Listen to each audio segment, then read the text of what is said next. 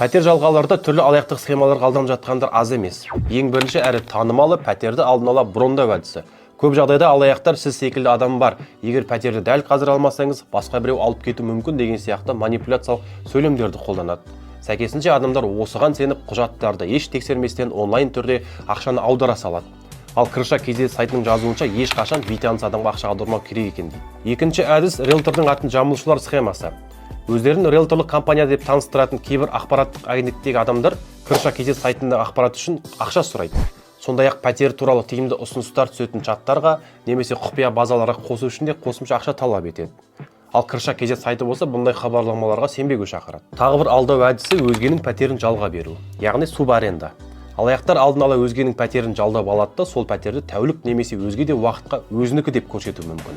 Бұндай жағдайларда жалған үй пәтер келісім шарт жасаудан бас тартады, әртүрлі сылтаулар айтуы мүмкін. Келесі мәселе алаяқтықтың белгілеріне тоқталсақ. Әрине 100% алаяқ немесе алаяқ емес деп анықтау мүмкін емес. Дегенмен, алаяқтық жазбалар көп жағдайда ерекшеленіп тұрады. Ең алғашқысы пәтер бағасын өзге пәтерлерден тым арзан етіп қою мүмкін. Сіз қарастырып жүрген аумақтағы пәтер бағасының орташа сомасынан әлдеқайда аз болады. Ал тағы бір белгісіне келетін болсақ, тым әдемі фотосуреттер. Алаяқтар интернеттен жүктелген немесе жасанды интеллект көмегімен жасалған суреттерді пайдаланады. Алаяқтардың кәдімгі шынайы жалға берушілердің негізгі айырмашылығы қандай?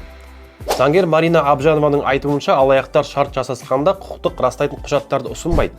Қол қойылмаған келісімшарт қолдану мүмкін немесе ресми құжатқа қол қоюдан жалтарады.